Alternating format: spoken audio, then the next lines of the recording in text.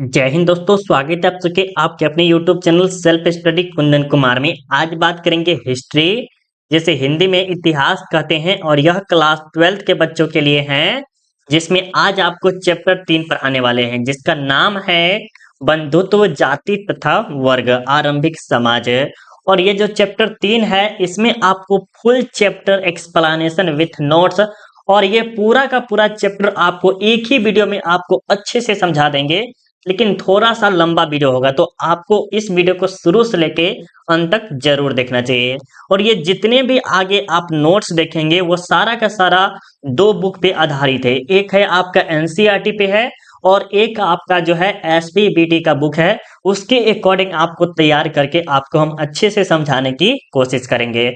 और उससे पहले मेरे प्यारे बच्चों, अभी तक आपने चैप्टर 1 और चैप्टर 2 नहीं देखे हैं तो पहले वो देख लीजिए, क्योंकि चैप्टर 1 से आपके बोर्ड एग्जाम में कम से कम 10 से 15 नंबर पूछता है और चैप्टर 2 से जो है 7 से लेके 15 नंबर तक आपको उसमें भी पूछ लेता है चैप्टर 2 से।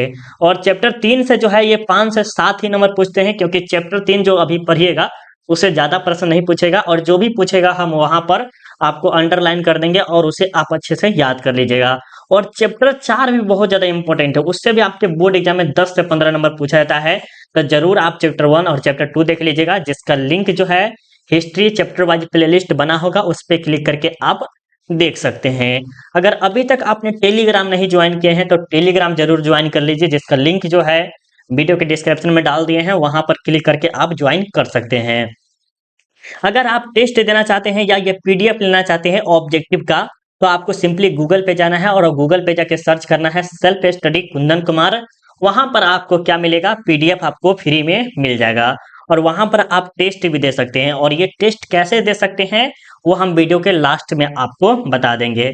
अगर आपको पेड ग्रुप ज्वाइन कीजिएगा तो यहाँ पर आप जैसे पेड ग्रुप ज्वाइन करते हैं तो इसमें आपको नोट्स मिलेगा, सब्जेक्टिव मिलेगा, ऑब्जेक्टिव तो मिलेगा ही मिलेगा, model paper, question bank, MVVI subjective, MVVI objective, viral paper, ये सारा का सारा चीज अगर आपको ज्वाइन करना चाहते हैं तो इस नंबर पे या इस नंबर पे कॉल करके ज्वाइन कर सकते हैं।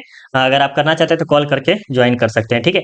अब चलिए हम यहाँ से आपका क्लास स्टार्ट करते हैं। और ये ज्यादा खासकर किस पे आधारित है प्रश्न, तो ये जो है महाभारत पर आधारित है। किसके आधारित है, महाभारत पर बहुत ही ज्यादा आधारित प्रश्न है। तो कह सकते हैं कि ये पूरा का पूरा खेल जो है, जहां पर आप स्क्रीन पे देख रहे हैं, ये सारा का सारा सारा खेल खेल किसका है, तो महाभारत का खेल है, ठीक है। तो जरूर आप महाभारत, अगर आपने देखा होगा वीडियो, जैसे आपने पुराणों के बारे में सुना है, महाभारत हो गया, रामायण हो गया, इन सब के बारे में अगर आपको थोड़ा मोड़ा भी नॉलेज है तो आप चैप्टर 3 अच्छे से समझ सकते हैं, ठीक है।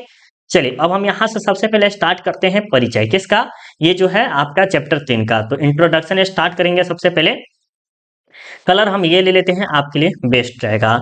यहाँ पर कहा जा रहा है कि महाभारत के प्रथम खंड आदि पर्व और सभा पर्व की भूमिका में लिखा है। भगवान वेद व्यास स्वयं कहते हैं, इस महाभारत में मैंने वेदों, उपनिषदों, पुराणों, ग्रह नक्षत्र, न्याय, शिक्षा, चिकित्सा, दान, पुण्य, पर्वतों, नदियों एवं समुद्र का भी वर्णन किया है। यहाँ पर कहा जा रहा है, प्रश्न बहुत ही ज्यादा इंपॉर्टेंट है। क्या कर रहा है, बहुत ही ज्यादा इंपॉर्टेंट है। ये देख रहे हैं महाभारत, जो देख रहे हैं इसके रचयिता कौन है, वेद व्यास जी है। कौन है, वेद व्यास जी है।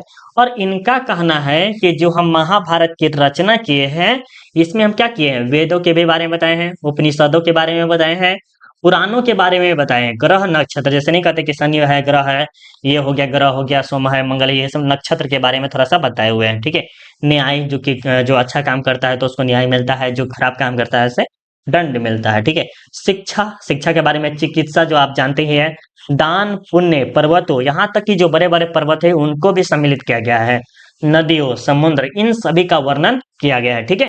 आगे देखिए पॉइंट में क्या कर रहा है कि महाभारत वास्तव में सबसे लंबा महाकाव्य है, ठीक है। महाभारत जो है वो क्या है, सबसे लंबा महाकाव्य है, एकदम कह सकते हैं ये लंबा, मतलब बहुत दिनों तक चला था, एक तरह से कह सकते हैं ये हो सकता है, ठीक है।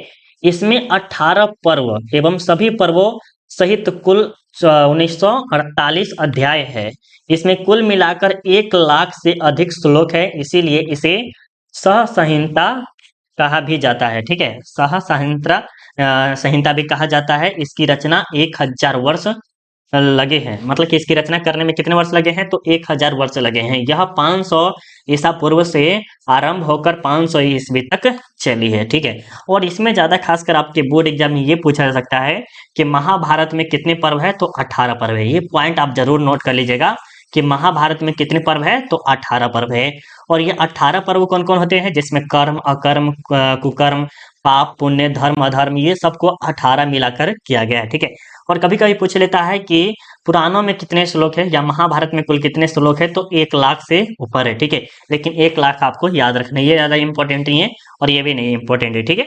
अब चलिए यहाँ पर बात करते हैं कुछ पॉइंटों को, जहां पर कह रहा है कि कुछ उदाहरणों सहित महाभारत के संक्षिप्त कथा, मतलब कि महाभारत के जो संक्षिप्त कथा है, स्टोरी कह सकती हैं, उसके बारे में समझेंगे, ठीक है। यहाँ पर देखिए, यहाँ पॉइंट वाइज दिया हुआ है कि महाभारत के प्रथम खंड आदि पर्व के 27वें, मतलब कि 27वें श्लोक में महाभारत के महत्व के बारे में लिखा गया है। मतलब कह सकते हैं कि 1000 जो श्लोक है, सॉरी 1 लाख श्लोक है, जिसमें जो 87वां नंबर जो आता है उसमें महाभारत के महत्व के बारे में बताया गया है। मतलब उसके में जो है कुछ फेमस बातें बताया गया है, ठीक है। उसके बारे में इतना डिटेल में आपको नहीं जाना है, ठीक है। कुरु वंश की राजधानी हस्तिनापुर थी, ये भी पूछा जा सकता है कि कुरु वंश की राजधानी कहाँ थी, तो हस्तिनापुर थी। यहाँ के राजा शंतनु थे, कौन थे, शंतनु थे। इनके पुत्र गंगा पुत्र देवव्रत भीष्म थे, मतलब कि इसके जो पुत्र थे वो कौन थे, भीष्म भी कह सकते हैं, ठीक है। गंगा पुत्र, अच्छा ये पूछा गया है गंगा पुत्र के नाम से किसे आता है, तो ये आपको पता है, भीष्म पितामह अलग हो गया और आगे भी आपको देखने को मिलेगा, ठीक है। द्रौपदी पांचों पांडवों की पत्नी है। ये जो द्रौपदी जो है ये क्या है, ये पांचों पांडवों की पत्नी है, ठीक है। क्या है, पांचों पांडवों की पत्नी है। जैसे युधिष्ठिर है, भीमसेन है, अर्जुन है, नकुल है, सहदेव है। ये प्रश्न आपके बोर्ड एग्जाम में पूछा भी गया है कि 5 कौरवों के भाई के बारे में बताना है क्या, तो आपको ऑब्जेक्टिव में पूछा गया है, ठीक है। कौन कौन है, तो ये पांचों के पांचों है, ये आप याद कर लीजिएगा, ठीक है। देखिए, माँ हिडिंबा एवं पुत्र घटोत्कच पांडव को छोड़कर वन में चले गए। कौन है, ये जो माँ है हिडिंबा है, कौन है, माँ हिडिंबा है, और पुत्र कौन है, घटोत्कच है, पांडवों को छोड़कर चले गए। कहाँ चले गए, तो वन में चले गए।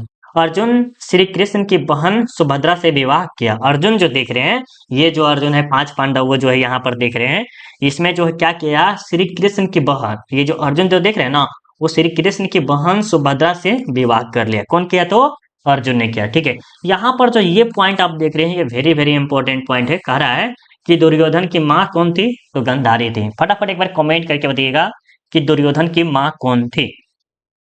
चलिए, बिल्कुल, बहुत अच्छे प्यारे, बहुत अच्छा आप सबका कमेंट जो आ रहा है, गंधारी था सर। कौन था, गंधारी था। और ये पॉइंट आपके लिए बहुत ही ज्यादा इंपॉर्टेंट है, तो जरूर आप इसे याद कर लीजिएगा। और इसमें ज्यादा खास और कौन कौन पॉइंट इंपॉर्टेंट है, ये भी हम आपको बता ही देते हैं अभी, ताकि आपको आगे जाके दिक्कत न दे।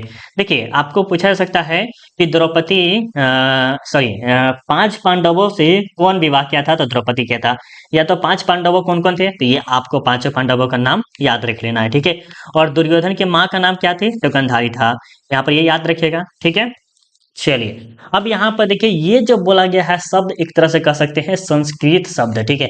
और अच्छा भी शब्द है, कहा गया है, इसको देखते हैं। युद्ध में गंधारी ने अपने पुत्र दुर्योधन से क्या कहा। ये जो युद्ध होता है, देखिए, एक तरफ यहाँ पर है, एक तरफ यहाँ है। अब हम आपको इसको अच्छा से समझाने की कोशिश करते हैं, राइट। जैसे अगर आपको हम समझाते हैं बढ़िया से, जैसे ये भारत हो गया और एक पाकिस्तान हो गया, ये बॉर्डर है, तो क्या अगर इसके तरफ से सजेस्ट करेगा प्रधानमंत्री या राष्ट्रपति, इधर के भी करेगा, इधर के भी करेगा, तो इधर से अगर युद्ध करेगा तो इसको भी कहेगा कि आप उतना भी मत चले जाइएगा कि आपको खतरा हो जाए। तो इसी के बारे में ये कौन है, गंधारी बोले हुए हैं। चलिए, इसके बारे में देखते हैं क्या बोले हैं, ठीक है। कह रहे कि संधि कर तुम मेरा, वह अपने पिता का सम्मान करेगा। मतलब कि जो युद्ध करने जा रहा है उसमें मेरा और अपने पिता का सम्मान करेगा। मतलब कि जो आपके सामने है कोई भी, तो उसका क्या करेगा, सम्मान करेगा, इज्जत करेगा, रिस्पेक्ट करेगा, ठीक है। लालच और क्रोध मनुष्य को लाभ से दूर ले जाता है। बिल्कुल, अगर आपको लालच है, अगर देखा जाए तो 3 पत्ती या कोई जो जोगेरी जो होता है, ताश वाला खेल वूल गेम समझ सकते हैं, उसमें आपने क्या किया, 500 रुपया जीत लिया, ठीक है। और ये क्या है, लालच है, 500 रुपया जीते और 500 रुपया के बदला में फिर जीतने की इच्छा बढ़ाई, तो ये क्या हुआ, ये 500 जीरो हो गया। तो यही कह रहा है कि लालच जो है क्या है, लाभ से दूर ले जाती है। जो आपको 500 रुपया लाभ हो गया था, क्या हो गया, ये आपको दूर चला गया। और यही क्रोध भी यही है, क्रोध जो होता है, किसी व्यक्ति से अगर आप अच्छे से बात करते हैं तो वो भी आपको अच्छे से बात करेगा, और उसे घमंड से बात कीजिएगा तो वो भी घमंड से बात करेगा। तो इससे क्या हो रहा है कि आपको आप लाभ से दूर जा रहे हैं, राइट। अब आगे देखते हैं क्या कहा जा रहा है। इन दोनों शत्रुओं को परास्त कर राजा समस्त पृथ्वी को जीत सकता है। बिल्कुल, अगर चाहे तो राजा क्या कर सकता है, दोनों को परास्त करके, एक प्रश्न नहीं बोले कि जो राष्ट्रपति होता है वो करके उसे जीत सकता है। हे पुत्र, कौन बोलता है? गंधारी बोलती है। गंधारी ने अपने पुत्र, गंधारी बोलती है, हे पुत्र तुम विवेकवान हो, मतलब कि तुम बहुत ही अच्छे हो, बहुत ही कुशाग्र एक तरह से कर सकते हैं, और वीर पांडवों से संधि कर उनके साथ सानंद इस पृथ्वी के सुखों का भोग कर सकते हो। युद्ध में कुछ भी शुभ नहीं होता है। बिल्कुल, अगर ये बोला जाए तो ये 100% सही बोली है गंधारी कि युद्ध जो होता है उसमें क्या है, शुभ नहीं होता है। शुभ का अर्थ समझते हैं ना, कि यहाँ पर सिर्फ एक ही आदमी विजय नहीं हो सकता है, उसमें अशुभ भी हो सकता है। जो युद्ध लड़ने जा रहा है वो भी मर सकता है, उसके रिश्तेदार है उसमें से कोई भी मर सकता है। न धर्म और अर्थ की प्राप्ति होती है, और न ही प्रसन्नता की। युद्ध के अंत में सफलता मिले यह भी आवश्यक नहीं। मतलब कहा जा रहा है कि युद्ध के अंत में लास्ट तक चले जाते हैं तो उसमें सफलता मिले यह भी निश्चित नहीं है कि हाँ मिलेगा ही मिलेगा। अतः तुम अपने मन को युद्ध में मत लिप्त करना, मतलब कि उसमें मत गिर जाना या उसके अंदर मत चले जाना। तो ये प्रश्न खासकर आपके नॉलेज के लिए है, ज्यादा खासकर ये कहिएगा कि बोर्ड के लिए नहीं है, ठीक है। हाँ, यहाँ पर अब आपका एक पॉइंट यहाँ पर बनेगा जो आपको ऑब्जेक्टिव में 1 नंबर दिला सकता है। कह रहा है कि क्रोध, ईर्ष्या एवं लालच के वशीभूत दुर्योधन ने अपनी माँ के इन वचनों की अवहेलना की। अवहेलना मतलब कि छोड़ छाड़ दिया, एक तरह से कह सकते हैं, उसका विरोध करने लगे, माँ के बातों को नहीं समझा बढ़िया से। अतः 18 दिन तक कुरुक्षेत्र में महाभारत का युद्ध हुआ। यहाँ पर प्रश्न भी आई है, हम आपसे पूछते हैं कि महाभारत का युद्ध कितने दिनों तक हुआ था? तो बोलिएगा सर टोटल 18 दिन तक हुआ था। फटाफट कमेंट करके बताइए कहाँ पर हुआ था, ये आपको बताना है। इसमें पांडव, जिसमें सत्य था, पांडव कौन था? सत्य था, विजय हुए हैं। क्रोध, ईर्ष्या, लालच, घमंड एवं असत्य रूपी दुर्योधन की कौरवों की हार हुई, इसीलिए कहते हैं सत्यमेव जयते। देखिए इसमें एक कहावत है, बहुत ही जबरदस्त इसमें लाइन बोला गया है। देखिए यही यही ना है शायद कि इसमें जो है ये रहता है, बहुत ही पांडव जो देख रहे हैं वो तो बहुत ही कमजोर था, कौरव बहुत ही ज्यादा शक्तिशाली था, फिर भी हार गया। कारण था उसका कुछ कारण थे, इसके पास क्रोध था, ईर्ष्या था, लालच था, घमंड था, असत्य रूपी, मतलब कि वो सत्य की तरफ नहीं जा रहे थे, इसी के कारण मारे गए। और पता है कि हमेशा किसकी जीत होती है? सत्यमेव जयते, मतलब कि हमेशा सत्य की जीत होती है। एक इस पे फीलिंग भी निकला है, किसका है? ये है आपके जॉनी ऐसे के नाम है, उसी का है सत्यमेव जयते। ठीक है, देखिए सत्यमेव जयते 1 भी और 2 भी निकला हुआ है। यहाँ पर भी प्रश्न आपके लिए वेरी वेरी इंपॉर्टेंट है कि श्रीमद् भगवत गीता क्या है? श्रीमद् भगवत गीता, गीता में कुल 18 अध्याय एवं 700 श्लोक है। इसके महत्व को समझते हुए 1850 ईस्वी में चार्ल्स विलिंगकन्स ने भगवत गीता को अंग्रेजी में अनुवाद किया है। मतलब कि ये जो चार्ल्स जो देख रहे हैं उन्होंने अंग्रेजी भाषा में कन्वर्ट किया है, एक तरह से कह सकते हैं, ये समझ लीजिए। ज्यादा खासकर आपको ये याद रखना है गीता में कुल कितने श्लोक है, तो 18 है। जिस तरह से कह सकते हैं कि महाभारत का युद्ध कितने दिन चला था, तो 18 दिन तक चला था। महाभारत में कितने पर्व है, तो 18 पर्व है। इसीलिए कह रहे हैं कि ये प्रश्न बहुत ही ज्यादा खास है, एक प्रश्न ये तो आना ही आना है, ठीक है। महाभारत का समालोचनात्मक संस्करण, ठीक है, तो महाभारत का समालोचन 1919 ईस्वी में B.S. सुख ठोकर ने नियुक्त किया।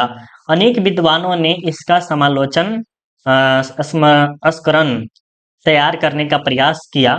महाभारत की पांडुलिपियों मुख्यतः शारदा, नेपाली, मैथिली, बंगाली, देवनागरी, तेलुगु एवं मलयालम लिपियों में मिली है। मतलब कि ये कह सकते हैं ज्यादा खासकर इसमें कन्वर्ट किया गया है कि जैसे महाभारत हो गया तो हिंदी भाषा में, ठीक है, तो हिंदी भाषा में लिखा है तो इसे अंग्रेजी में कन्वर्ट कर देंगे, उर्दू में होगा तो उर्दू में कर देंगे, मैथिली में होगा तो मैथिली में कर देंगे। मतलब इसको सभी भाषा में अलग अलग करने की कोशिश किया गया था, ठीक है। ये ज्यादा कोई खास नहीं है। अब आपको आगे देखते हैं कौन कौन खास है, वो आपको बताते ही चलते हैं। देखिए वीडियो अगर आपको अच्छा लग रहा है थोड़ा सा भी, तो प्लीज आप लाइक कर दीजिएगा, क्योंकि लाइक करने में आपको कोई कंजूसी नहीं करना है, राइट।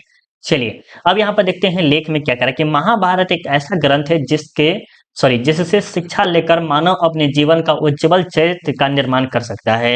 इसका सकारात्मक अध्ययन हमें प्रत्येक क्षेत्र में सफलता दिला सकता है। अगर कहा जा रहा है कि अगर महाभारत अगर आप अच्छे से पढ़ लेते हैं या गीता पढ़ लेते हैं, कहे होंगे कि गीता पर हाथ धके कसम नहीं खाया जाता है, कि मतलब कि आप झूठ नहीं बोल सकते पहले जमाना में, अब तो गीता पर भी झूठ खा लेता है, राइट। तो कहा जा रहा है कि महाभारत अगर आप पढ़ लेते हैं तो क्या कर सकते हैं, आप जीवन के किसी भी क्षेत्र में क्या कर सकते हैं, उज्जवल भविष्य की कामना कर सकते हैं। और यहाँ पर जो आप अध्ययन कर रहे हैं वो सकारात्मक के माध्यम से कीजिएगा, ना कि निगेटिव। निगेटिव के माध्यम से कीजिएगा तो आप कभी भी सफल नहीं हो पाइएगा, राइट। चलिए अब आगे बात करते हैं। यहाँ पर जो है आपके सामने कि प्राचीन भारत का सामाजिक इतिहास महाभारत के विशेष संदर्भ में। देखिए ये सब अगर आप पॉइंट लिखते हैं कॉपी में ना, तो आपके लिए बहुत ही अच्छा रहेगा प्यारे, ठीक है। सबसे पहले परिवार है, क्या करा कि प्राचीन भारतीय सामाजिक संरचना में परिवार का महत्व स्थान है। बिल्कुल परिवार का जो महत्व है वो सर्वोपरि है, प्रश्न कर सकते हैं। फैमिली होना बहुत ही जरूरी है।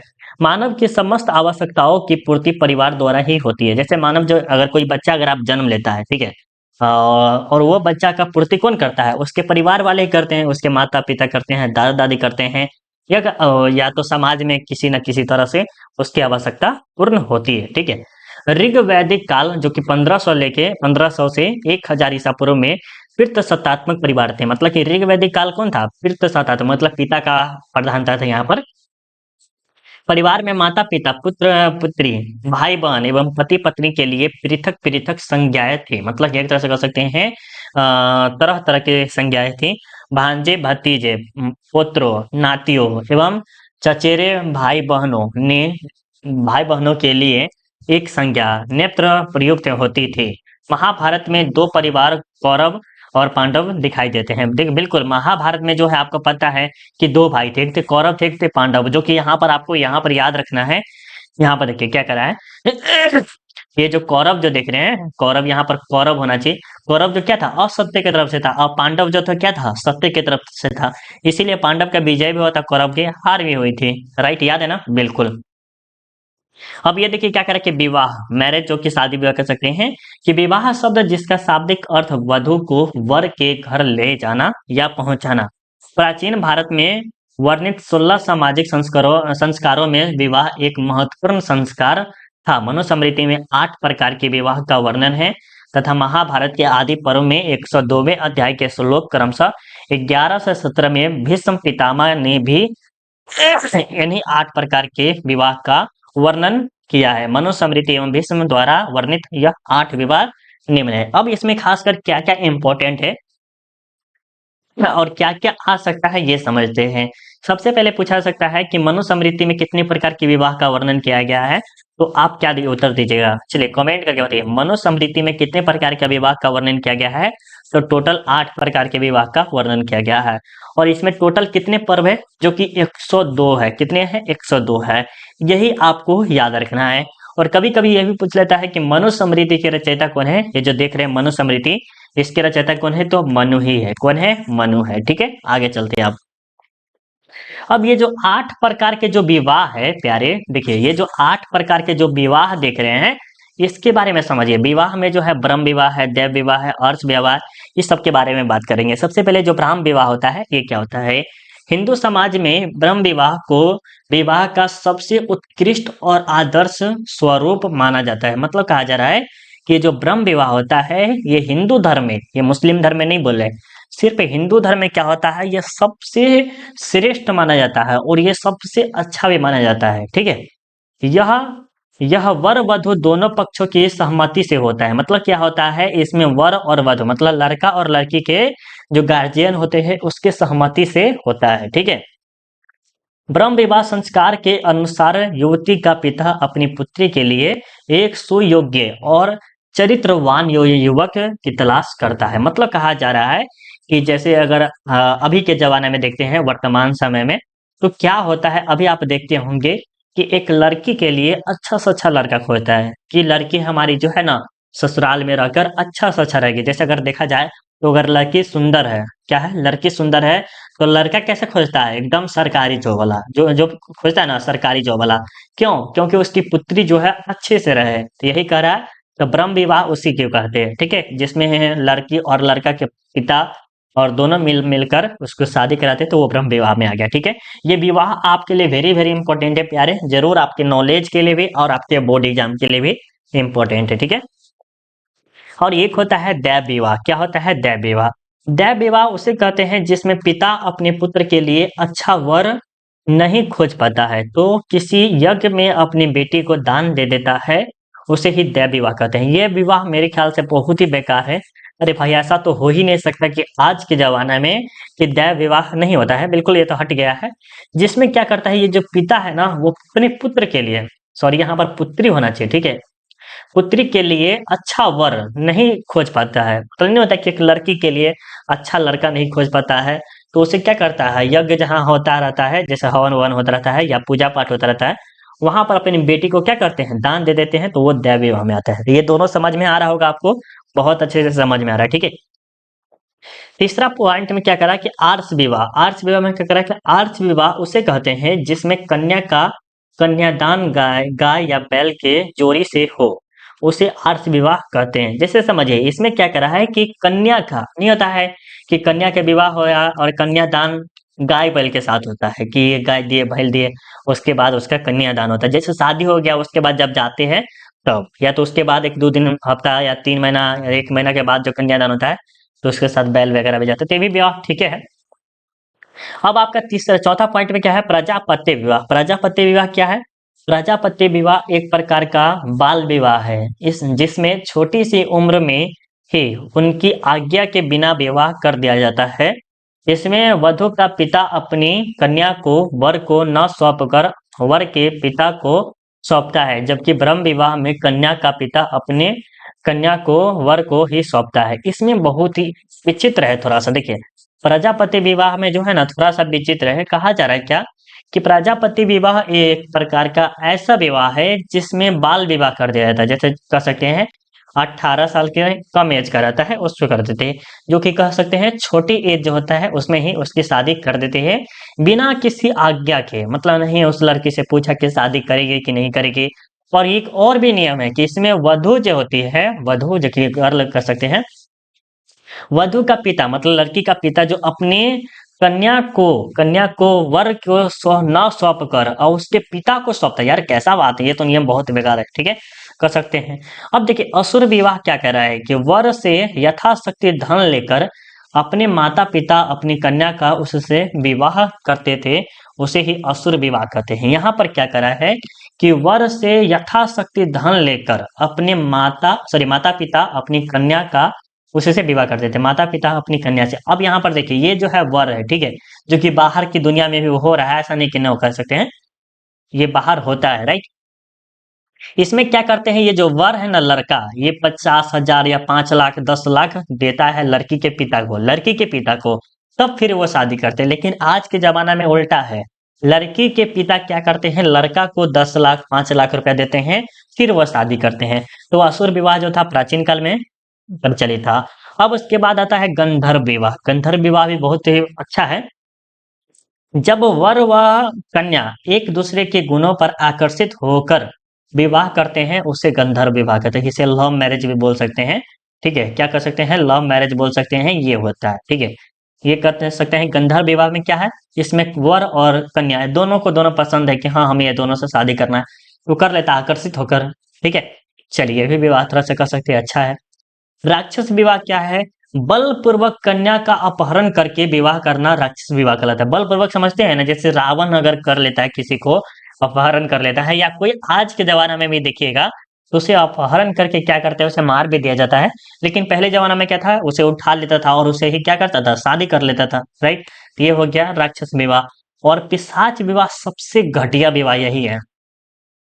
सोती हुई बेहोशी एवं जबरदस्ती कन्या के साथ बलपूर्वक संभोग कर उससे विवाह हेतु मजबूर करना पिशाच विवाह कहते हैं। मनुस्मृति में यह सबसे खराब विवाह कहा गया है। अब देखिए इसमें हम आपको समझाने की बात करेंगे, कोशिश करेंगे, भले आपको बुरा लगे या जो भी अच्छा लगे, अच्छी बात है, हमको समझाना जरूरी है। सोती हुई कोई स्त्री है या कोई गर्ल है, वो सो रही है या बेहोशी की हालत में है या जबरदस्ती उस कन्या के साथ क्या करता है, बलपूर्वक संभोग, जिसे कहते हैं रेप, वो कर देते हैं। ठीक है, करके उससे विवाह हेतु मजबूर करना पड़ जाता है। देखते होंगे अभी भी, अगर अभी किसी गांव में देखिएगा तो क्या होता है, ये चलता रहता है, अभी भी कुछ कुछ होता रहता है कि यहाँ पर क्या करते हैं, लड़का जो है ना क्या करते हैं, लड़की को जबरदस्ती रेप वगैरह कर देते हैं और उसे शादी करने पे मजबूर कर देता है, तभी वो होता है। बट ये 90% में क्या होता है, 10%, मतलब 100% में जो है ना सिर्फ 10% ये नियम हो पाता है, राइट। पिशाच विवाह या मनुस्मृति में सबसे खराब विवाह माना गया और मेरे ख्याल से है भी सबसे खराब, ठीक है। यहाँ पर कह रहा है कि प्रथम 4 उत्तम एवं तथा 4 अंतिम बेकार है। कौन कौन उत्तम है हम वो बता देते हैं। सबसे नंबर 1 पे जो है आपका मनुस्मृति विवाह, जो कि सबसे अच्छा माना जाता है, ठीक है, ये सबसे ठीक है। और ये थोड़ा सा ये भी कर सकते हैं। हाँ, यहाँ पर क्या कर रहा है, ये थोड़ा सा, हाँ ठीक है, ये भी ठीक है, दूसरा भी ठीक है और तीसरा ये भी अर्थ विवाह भी ठीक है। और ये जो आपका जो है चौथा गंधर्व विवाह भी ठीक कहा जा सकता है या असुर विवाह भी ठीक कहा जा सकता है, ठीक है। तो ये 3-4 विवाह जो है, प्रजापति विवाह तो कह नहीं सकते क्योंकि कन्या का जो विवाह है बिना आज्ञा के साथ और उसके पिता को दे रहा है, वर को ना देकर उसके पिता को दे रहा है, तो इसको तो अच्छा कह नहीं सकते हैं, राइट। 4 विवाह अच्छा है और 4 खराब है, समझ गए होंगे। चलिए अब देखते हैं, हम तो पहले ही बता दें कि इसमें ज्यादा खासकर इंपॉर्टेंट नहीं है, बट आपको ऑब्जेक्टिव के लिए बहुत ज्यादा इंपॉर्टेंट है। कुछ अन्य विवाह इस प्रकार है, क्या है, कुछ अन्य विवाह इस प्रकार है। अंतर विवाह है, ये प्रश्न आपके सब्जेक्टिव में, जो बच्चे का साइकोलॉजी है ना इसके लिए जरूरी है, ठीक है। अंतर साइकोलॉजी हो गया या सोशियोलॉजी हो गया, उसके लिए ये प्रश्न बहुत ही ज्यादा इंपॉर्टेंट है कि अंतर विवाह, इस विवाहिक संबंध में एक समूह, एक गोत्र, एक जाति या एक स्थान में बसने वाले के बीच ही होता है, उसे अंतर विवाह कहते हैं। जैसे ये जगह है, ठीक है, ये जगह है, यहाँ पर एक ही गोत्र है, ठीक है, एक ही समूह है, एक ही जाति है, एक ही स्थान है, एक ही जाति हो, एक ही समूह, और उसी के बीच में जब शादी होता है तो उसे हम क्या कहते हैं, अंतर विवाह कहते हैं। समझ गए ये बोला, बहुत अच्छी बात है। अब देखिए बहिर्विवाह क्या होता है, अपने गोत्र को छोड़कर दूसरे की गोत्र से विवाह करना बहिर्विवाह कहलाता है। जैसे कह सकते हैं कि आपका गोत्र है हिंदू है और आपने क्या किया, मुस्लिम से शादी कर लिया, ये मुस्लिम है और ये हिंदू से शादी कर लिया, तो इसमें क्या हो सकता है, डिफरेंस है, तो ये इसमें गोत्र अलग हो जाता है, तो ये लव मैरिज में भी ज्यादा आता है, थोड़ा सा अलग भी आता है, तो बहिर्विवाह उसे कहते हैं, राइट। और बहुपत्नी प्रथा क्या है, एक पुरुष की अनेक पत्नियां हो। जैसे अशोक को देख लीजिए, अशोक को क्या थी, बहुत सारी पत्नियां थी, ठीक है, अशोक के क्या थे, बहुत सारी पत्नियां थी और ये फेमस राजा भी थे, एक तरह से कह सकते हैं सम्राट, उसे बहुपत्नी प्रथा कहते हैं। जैसे हर्यक वंश के सम्राट बिंबिसार एवं मौर्य सम्राट के अशोक की कई पत्नियां थी, बिंबिसार के भी कई पत्नियां थी और अशोक की भी कई पत्नियां थी, ठीक है। आगे चलते हैं, बहुपति प्रथा, बहुपति प्रथा क्या है, एक स्त्री के कई पति होते थे। यह प्रथा कम प्रचलित थी, महाभारत में द्रौपदी के 5 पति थे। सही बात है भाई, ये जो प्रथा है बहुत ही कम प्रचलित हुआ था। स्त्री का गोत्र, वर्ण व्यवस्था, जाति सिस्टम, ये सब जरूरी है, बट इतना खास इम्पोर्टेंट नहीं है, राइट। अब आपका ये शायद लास्ट है कुछ, अब आपका लास्ट बचा हुआ है, जरूर वीडियो समझ में आ रहा होगा। हम आपको थोड़ा देर में आपको टेस्ट देने के बारे में बताएंगे कि टेस्ट आप कैसे दे सकते हैं, ठीक है। तो यहाँ पर देखिए क्या कह रहा है कि महाभारत का लेखक कौन है और इसके बारे में बताना है। महाभारत के रचयिता महर्षि वेद व्यास है, जो कि ये पॉइंट आप कर सकते हैं VBI है, जरूर आप इसे नोट कर लीजिएगा। जिसका कार्यकाल 500 ईसा पूर्व से 500 ईस्वी तक था, ठीक है, लगभग 1000 वर्ष तक चला, ठीक है। प्रारंभ में इसमें 8800 श्लोक थे, कितने थे, 8800 श्लोक थे, लेकिन अब यह बढ़कर 1 लाख हो गया। पूछा जाता है कि महाभारत में कुल कितने श्लोक है, तो 1 लाख है, कितने हैं, 1 लाख है। महाभारत में व्यास जी ने ब्रह्म से कहा, भगवान मैंने इस महाकाव्य में समस्त वेदों, उपनिषदों, इतिहास एवं पुराणों का मंथन करके चारों वर्णों के कर्तव्य को निर्देशित करते हुए इस ग्रंथ की रचना की है। न्याय, शिक्षा, ज्योतिष, दान, धर्म, समाज, भूगोल, भाषाओं, जातियों, कला, संस्कृति आदि का वर्णन महाभारत में किया हो। तो वही कहा जा रहा है कि महाभारत जो बच्चा पढ़ लेगा वो जीवन की किसी भी क्षेत्र में उन्नति पा सकता है, बट वो पढ़ ही नहीं पाएगा जल्दी। महत्वपूर्ण शब्द विवेक बिंद्रा के बारे में जानते हैं, वो महाभारत के बारे में बोले हुए थे कि हम महाभारत के पढ़ के हम बहुत ही कर्तव्य कुछ किए हुए, ठीक है। तो महाभारत में मूल रूप से 8800 श्लोक है, जिसे जय संहिता बोलते हैं। क्या बोलते हैं, जय संहिता बोलते हैं, ये आपके लिए इंपॉर्टेंट है। जब श्लोकों की संख्या 24,000 हुई तब इसका नाम भारत पड़ गया। क्या पड़ा, मतलब 24,000 हो गया तो क्या हो गया, भारत हो गया। और जब श्लोकों की संख्या 1 लाख हुई तब यह सशस्त्र संहिता बन गया। क्या हुआ? सहस्त्र संहिता बन गया। हिंदू धर्म के 2 महाकाव्य है, एक रामायण है, एक महाभारत है। तो यहाँ तक आपका क्लास कंप्लीट हो गया। देखिए, अगर आप पेड ग्रुप टेस्ट के बारे में भी बताएंगे, थोड़ा सा वेट कीजिएगा। अगर आप पेड ग्रुप ज्वाइन करना चाहते हैं तो नोट्स मिलेगा, सब्जेक्टिव मिलेगा, ये मिलेगा और ये मिलेगा और ये देखिए मॉडल पेपर, क्वेश्चन बैंक, ये सब ज्यादा है। और आपको हम चैप्टर वाइज ऑब्जेक्टिव फ्री में दे देंगे, ठीक है। ऑनलाइन टेस्ट भी फ्री है। बाकी ये सब जो फ्यूचर है वो पेड ग्रुप में मिलेगा। अगर आप पेड ग्रुप ज्वाइन करना चाहते हैं तो इस नंबर पे या इस नंबर पे कॉल करके ज्वाइन कर सकते हैं। अभी आपके लिए 2024 के लिए 200 रुपया फीस रखा गया है। बाद में कितना होगा वो कोई ठीक नहीं है। तो अगर अभी ज्वाइन करना चाहते हैं तो जरूर अभी कॉल करके ज्वाइन कर सकते हैं। अब हम बात करते हैं कि टेस्ट आप कैसे दे सकते हैं और कैसे, ठीक है। तो सिंपली आपको गूगल पे आना है और गूगल पे आके क्या करना है मेरे प्यारे बच्चों, वहां पर सर्च करना है सेल्फ स्टडी। जो आपका यूट्यूब चैनल है सेल्फ स्टडी कुंदन कुमार दिखाई दे रहा है ना आपको, यहाँ पर आप क्लिक कीजिएगा। उसके बाद आपको इस तरह का आएगा, ठीक है। इसके बाद जस्ट नीचे आइएगा तो यहाँ पर दिखाई दे रहा होगा self study Kundan Kumar study material and education news. उसके जस्ट नीचे का देखिएगा तो ऑनलाइन टेस्ट दिखाई दे रहा है। तो हमको क्या करना है, ऑनलाइन टेस्ट देना है। तो ऑनलाइन टेस्ट पे क्लिक किए। उसके जस्ट नीचे स्क्रॉल करेंगे तो यहाँ पर देखिए क्लास 12 हिस्ट्री चैप्टर 2 है, जिसका नाम है राजा किशन और नगर ऑनलाइन टेस्ट है।